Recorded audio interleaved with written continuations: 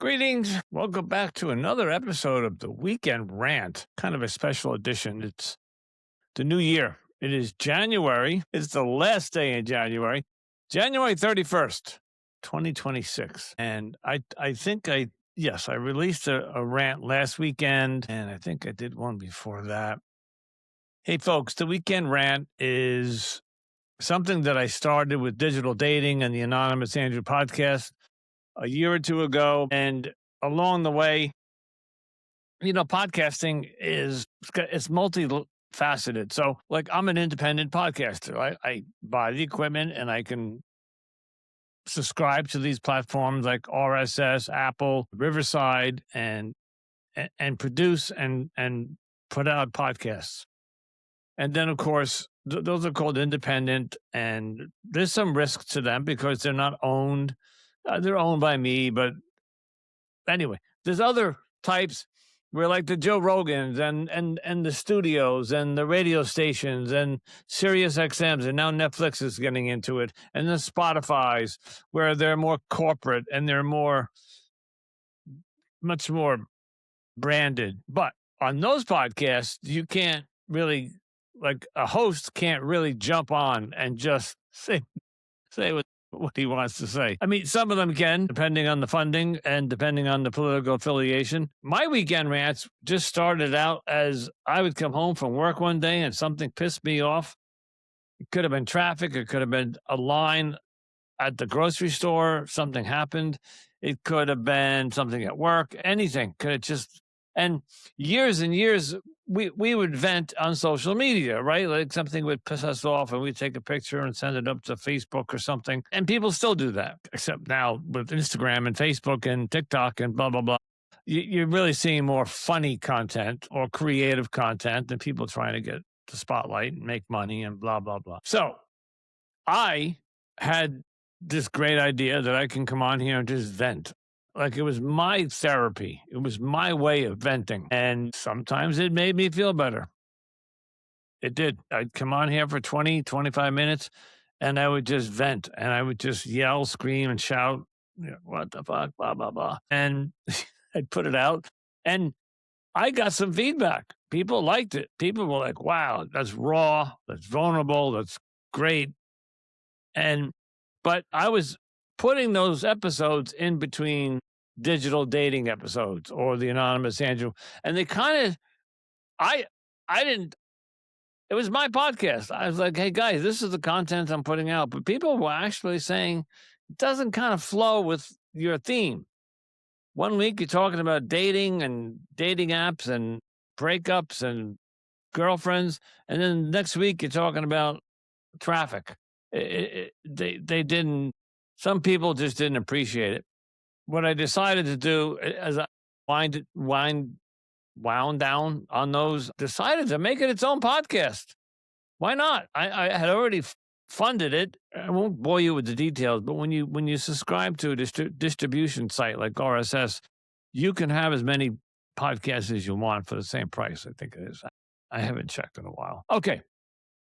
So where does that bring us this week? So we're starting a new year, right? So who knows where this is going to go? And this particular rant is going to go on YouTube. I'm going to try to nurture a little bit more of YouTube. I'm being told that I'm not tapping into a big audience there. I am never, ever going to make 1 million subscribers. I am never going to get nothing, 20 even. I'd be surprised if I get 5,000 one day, if that much. Although I've gotten 15 to 1,000 listeners on the digital dating. So anything's possible. Anyway, right now, my platform is audio podcasting, which is what audio podcasting was born to be. This whole video thing going on with Spotify and YouTube, that's not podcasting. That's content creation, short video. It's like, come on. It's like, if you remember the old days of Walter Cronkite and some of the newsmen, it'd be like them going on YouTube and just doing their own news story. Audio podcasting was designed so you could put earbuds in and walk around and listen to somebody talk about a topic while you're doing your laundry, while you're commuting to work, while you're jogging, while you're exercising, while you're studying. I don't know, whatever it might have been. And then over the years, they introduced video into it, and it became this thing like it has everybody. If you're an audio podcaster, you got to put video up, or you're going to miss out. No video, not on a weekly basis. If I can do once a week, hey folks, audio podcasting is hard enough. All right, you gotta record it, you gotta edit it. Thank God for some AI tools. But there's a lot going on. Then if you want to throw the video aspect into it, then you got to edit the video. And I'm not editing the video. What you're seeing right now is going up on YouTube. I am not going to splice it, cut it, dice it, edit it.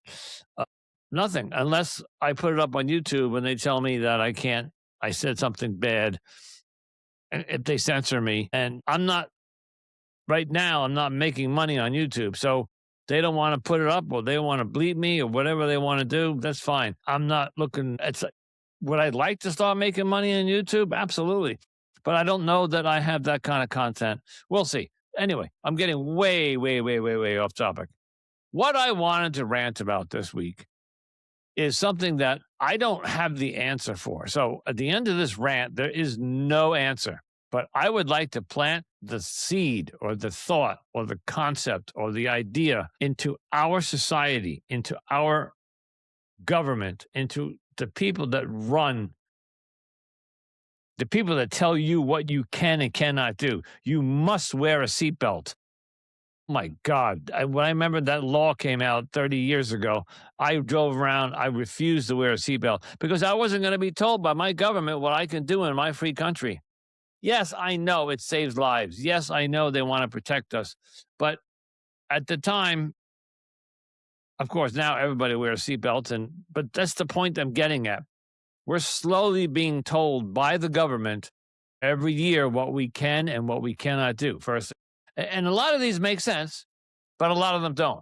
We can't smoke anymore in indoor buildings. It first started like restaurants, and then it started in bars. Bars was one of the last ones.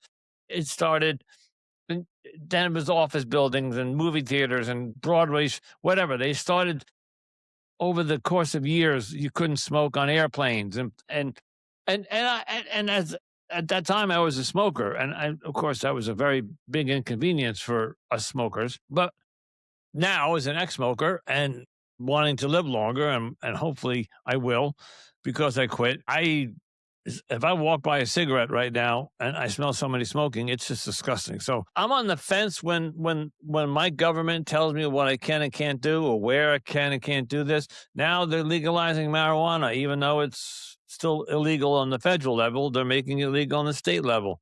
I know somebody very close to me that gets in the car and drives 20 minutes and goes to a cannabis shop. I don't even know what they're calling them. Dispensary. That's what they're calling them. So the government for 50 years was fighting the drug war.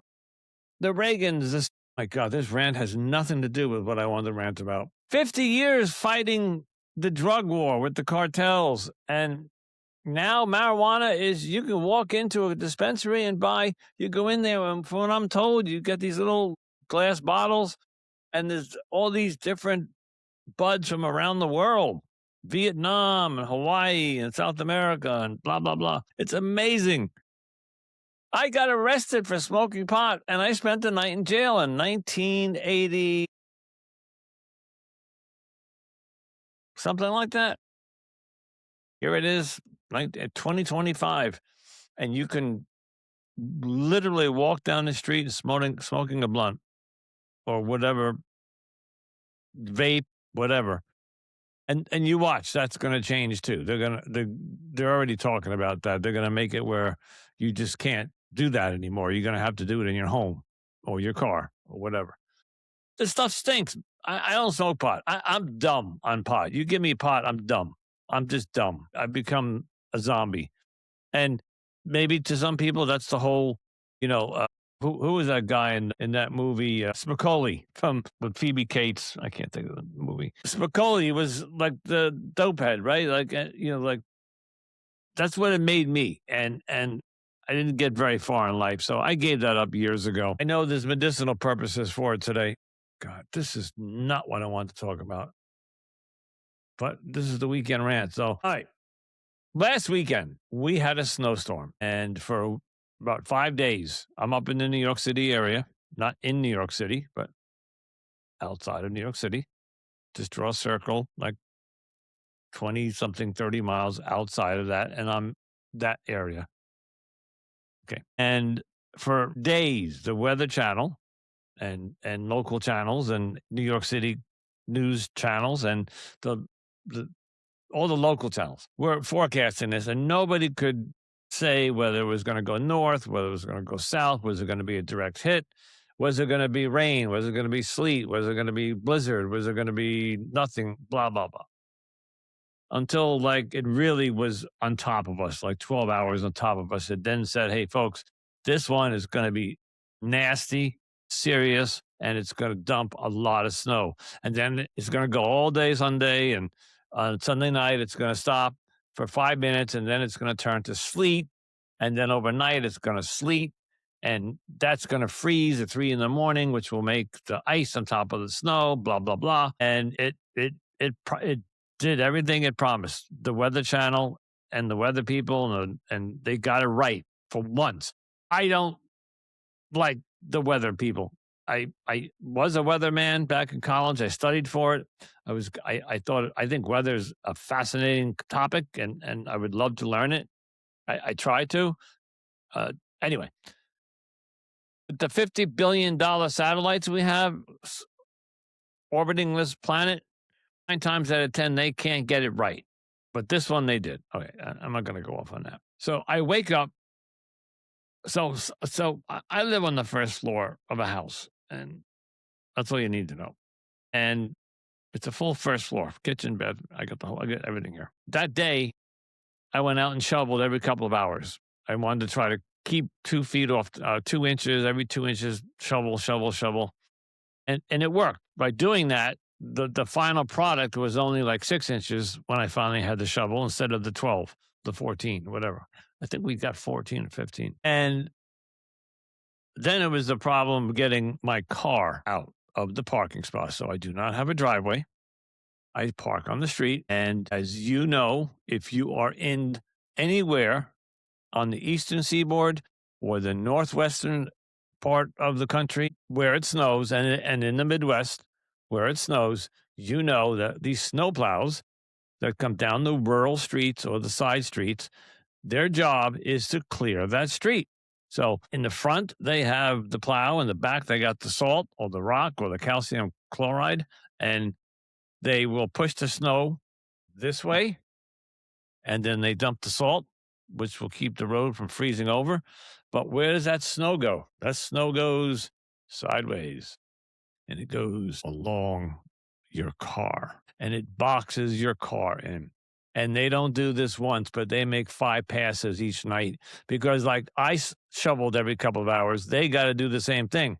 So these trucks, these snowplows, these garbage trucks, these big dump, whatever, they go around for hours, and they go down the same streets because more has accumulated. And so when I got out Monday morning to try to dig myself out to think that I was going to work, there was 12 to 16 inches of snow compacted up against my car, which was already buried deep in from the snowstorm itself. And I wasn't getting out. It was also on top of all that. So some snowstorms, when they are finished, you're in the 29 to 30, 32 degree range, sometimes even 35 degrees, depending on different conditions. And that snow will be wet, and it's easy to brush away or easy to whatever. But that night, the temperature dropped down to like 9 degrees. And I know if you're listening to this and you live in the Midwest, like my co-host Melody, she lives in Michigan, on a regular day, their temperatures are negative 12 degrees. So I'm not complaining about the temperature because I know some of you live in like this sub-frigid negative minus degree temperatures, and that's without the wind chill. That's just simply the temperature just on your skin. So we didn't go to work Monday. Myself, my son who works with me, and a lot of the colleagues at work, we all texted each other, and they all said, no, we're not going in. A couple of people made it in, people with 4-wheel drives, and some of the the guys. I work in a construction kind of business, big yards, big trucks. So we have all the equipment to kind of dig us out. But my job, they didn't. I mean, I don't say they didn't need me that day. I worked from home. I was able to log in. I didn't lose power. I didn't lose internet. So I logged in from home. Here's the problem. This is where the rant comes. We had to go to work Tuesday. There was no way around it. I mean, it could have probably said I can't get out, but my son came over on Monday in the afternoon, and finally the snow and the ice stopped.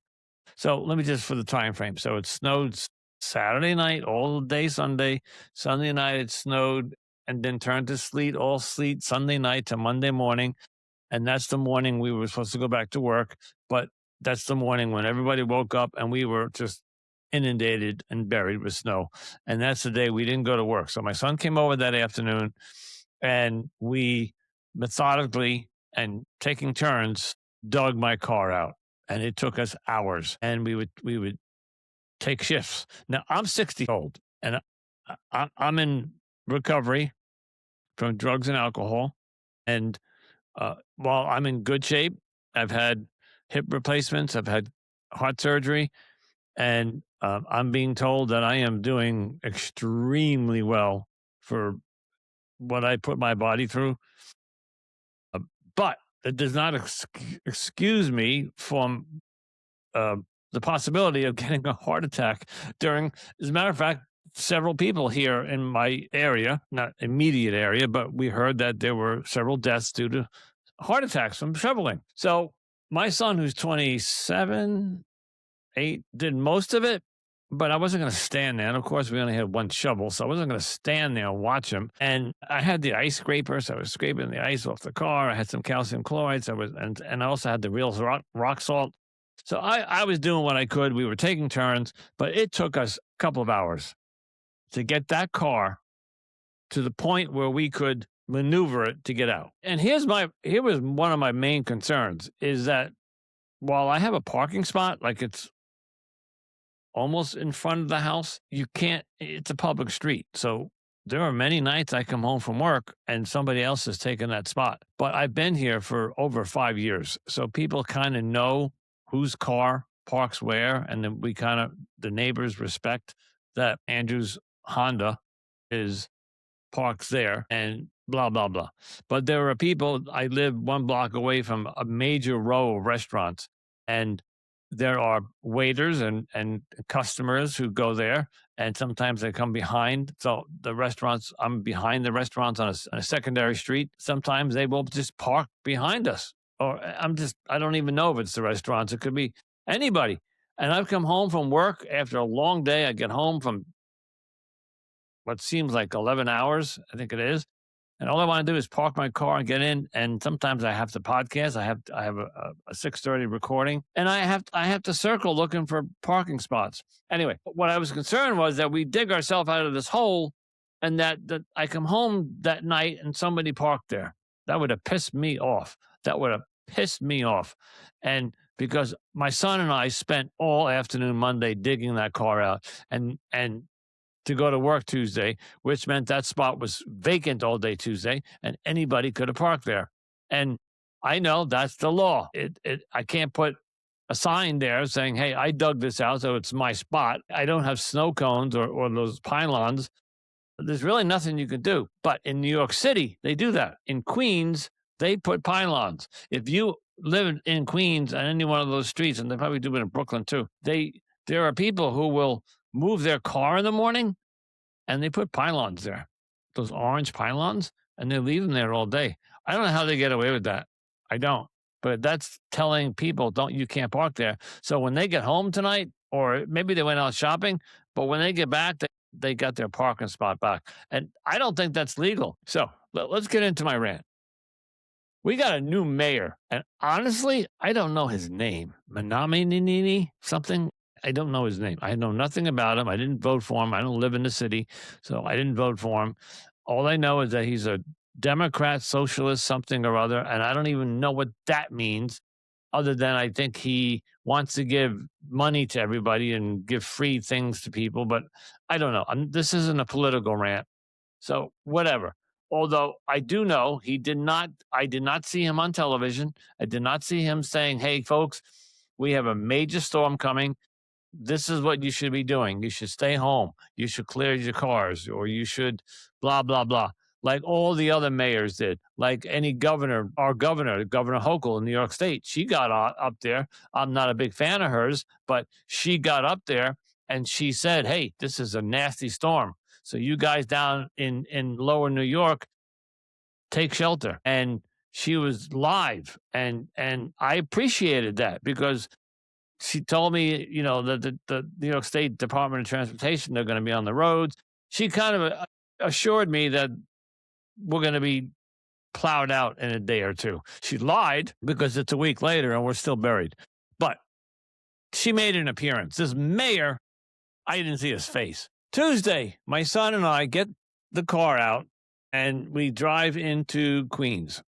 And this is a section of Queens right by JFK Airport. I'm not going to give you so if you know New York City, and if you don't, I'm going to give you an education. New York City is comprised of 5 boroughs: Brooklyn, Queens, Bronx, Staten Island, and New York City, Manhattan. They're the same, Manhattan, New York City. And each of those 5 boroughs can be broken down into little townships. Like Queens, you might have Richmond Hill, or you might have Flushing, you might have Long Island City, you might have Ozone Park, you might have Rochdale. These are just sections of Queens, which I think are zip coded. And so you can say I live in Queens, you can say I live in Jamaica, Queens, or you can say I live in Ozone Park, Queens.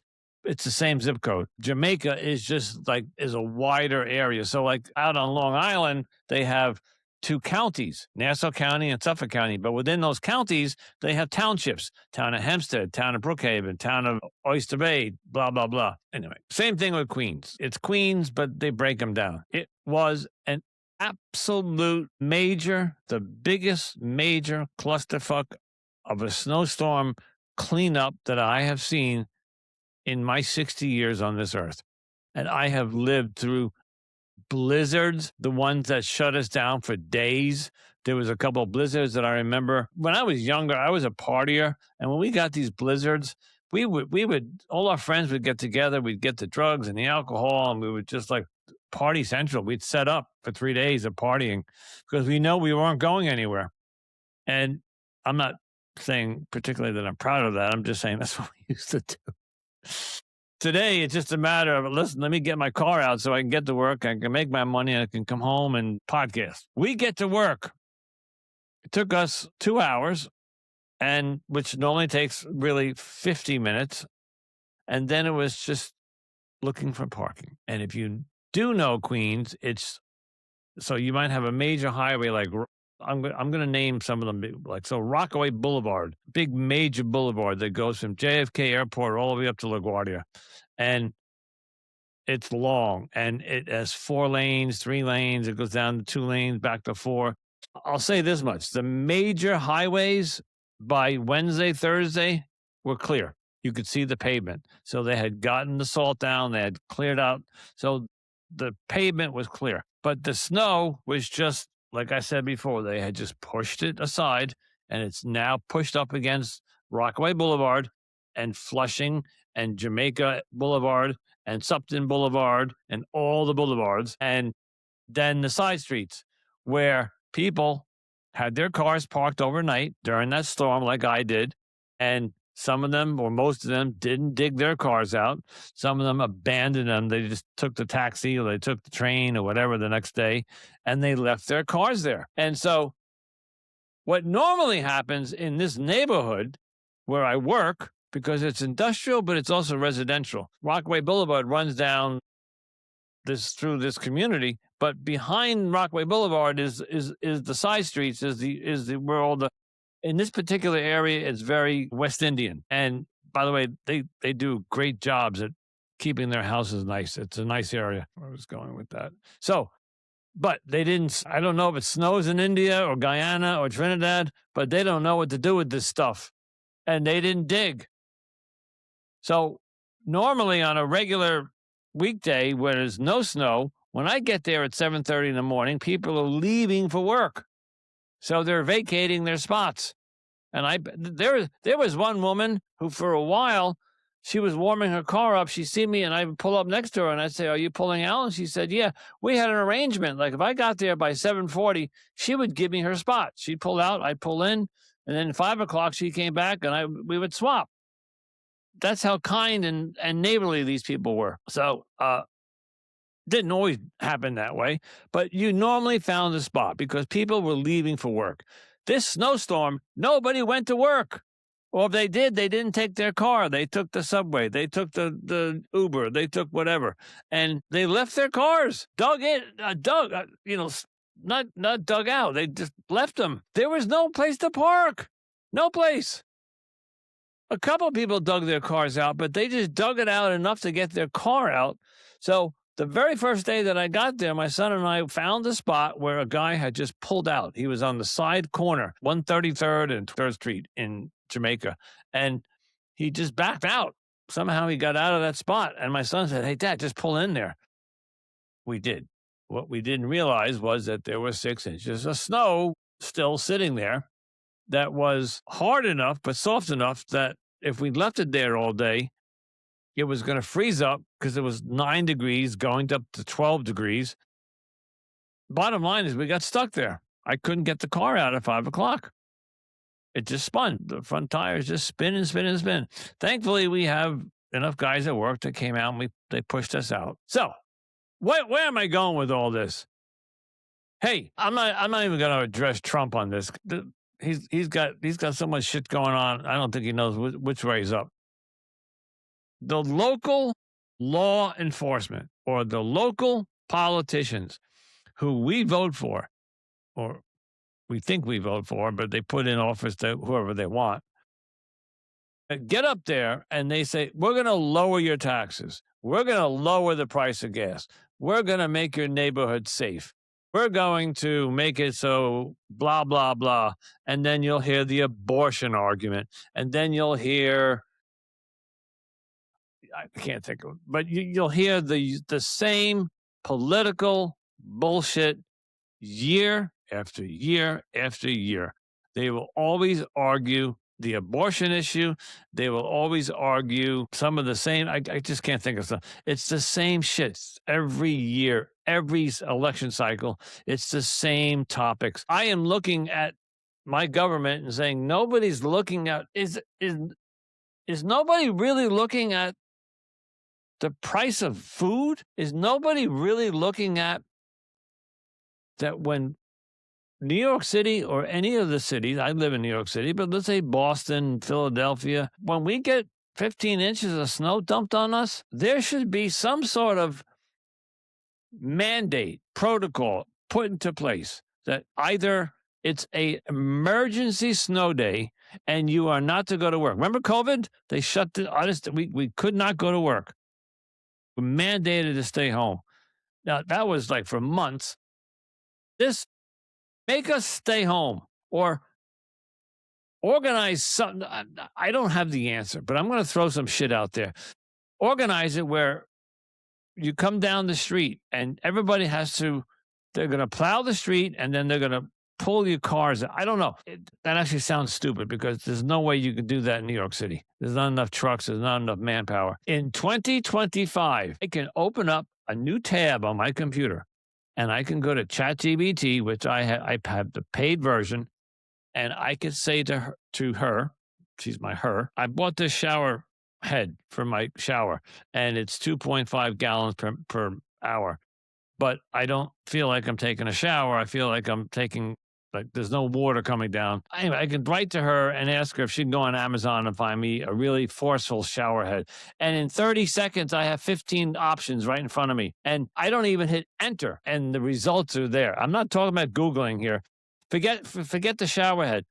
I could throw a pitch an idea to her, and podcasting, for example, and she'll come back with a phenomenal answer in less than 3 seconds.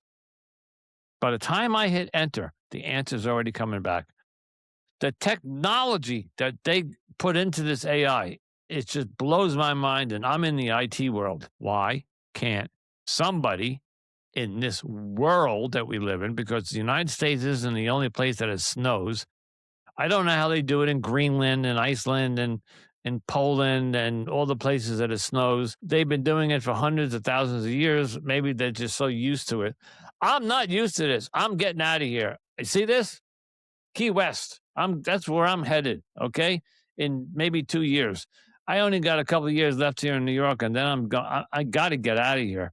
But there has got to be somebody somewhere who's got a brain and AI and software and a team of people that can sit down and say, how are we going to uncripple this city? Because New York City got crippled last week, and it is still crippled. We can't find parking. We cannot get to work. 5 days I worked last week, well, 4. And every single day I got there late, and every single day I had 20 minutes or half an hour of circling and finding spots. And even if I found the spot, I got stuck in it. I had to get pushed or pulled out 8 hours later. And guess what, folks? It's still 9 degrees out, 22 right now, okay? It's in the middle of the afternoon. So, but by tonight, it's going to go down into the single digits again. And this whole coming week, today is Saturday, tomorrow, Sunday, this coming week, it's going to stay below 30. Snow is not going anywhere. So I got another week of this crap. And that's if another snowstorm doesn't show up. They're talking about more snow next week. I don't know what, if it's an inch or a storm or rain. But if we get hit with another one, we're fucked. Wow. Okay. I don't have the answer, but I'm tired of these politicians getting up there. And now the new thing, I know what Trump's doing. I'm not going to speak to or fro, and I'm not going to take anybody's side. I'm going to remain neutral here. I know 2 people were killed. I know what's going on in Minnesota. I know it's not good, but I'm not talking about that. This is on the local level. This is on our government, our state governments, our county county supervisors, town supervisors. Somebody needs to start looking at what the consumer, what the public needs more.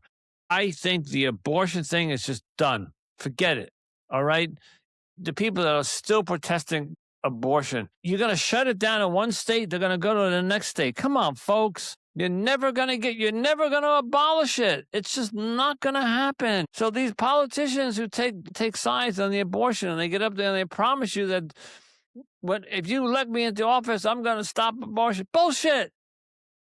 Or the other one, if they're pro-right, pro-abortion, or whatever it is. They're not. When are we going to learn that these politicians lie to us? They just want to get into office. I wish I could think of some of the other ones. I know price of gas is one of them. I read that this whole thing with Trump invading Venezuela was going to give us more gas. Guess what? Gas went up today. I went by the gas station and it was 10 cents more a gallon. So whoever said that Venezuela was giving us more gas, it went up. And at the same token, I heard that the oil nations are going to be producing more oil. They want to put more oil on the market. They want to glut it. And that will lower the price. I don't know. But all I want to know is I just want to make sure it doesn't go back up to $5 a gallon. Some of you may remember it was not that long ago. It was $5 a gallon. I'm paying $2.60 something. That's still a lot of money. And I'm not going to do the old man thing. Well, when I was a kid, it was a dime. It was. It was a dime a gas. I understand that there's a whole world out there and things change. $2.60 versus $1.50. Big difference, folks. If I had more time and if I didn't have to clean because my apartment is a mess, I would tell you some of the other things that I do to save money. But I want these politicians to start looking at how they can make my quality of life better, not whether or not a woman who got pregnant, whether she intended to or not, is allowed to go have an abortion. I don't believe in abortion. You're killing a human being, but that's your choice because it's your body. So I'm split down the middle. I'm pro-choice because it's You fucked up if that's the case. If you went out and slept with somebody and you didn't put a protection on and you got pregnant, I'm not talking rape, folks. Let's take that off the table. If you went out and irresponsibly got pregnant, that's your responsibility. But I'm not going to tell you what you can and can't do with your body. But I believe in sucking out that fetus or taking a pill is killing a human. I don't care about it anymore. I don't want to hear the next president get up there and talk about it. It's 50 years of this shit they've been talking about. And we went 360 degrees. Roe versus Wade got overturned. Come on.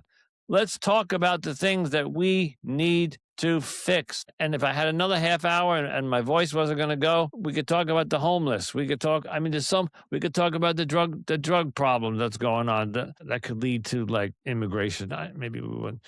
All right. I think I got my point across. Something has to be done when a major national or natural catastrophe happens. Like I'm overstating that. I'm not talking earthquakes, and I'm not talking, hurricanes. I lived through Superstorm Sandy, so that was pretty bad. But for New York City to not have cleared out the side streets a week after that snowstorm, I'm not looking forward to going to work Monday. I'm not going to find parking, and they're taxing the shit out of us. And I don't know. There's got to be an invention somewhere where they can, I don't know, from the air zap the snow with microwaves to melt the fucking shit so it goes down the drains. I don't know. All right. Hey, that was my first real live weekend rant. Well, it wasn't live, but video. I may have done one before. So, folks, digital dating is on hiatus. All right. I'm going to upload the last episode today, so you'll catch that. Cultimatum is going to be the forefront of the Anonymous Andrew Podcast Studios. We won an award. We are number 13 in the category of brainwashing podcast on FeedSpot.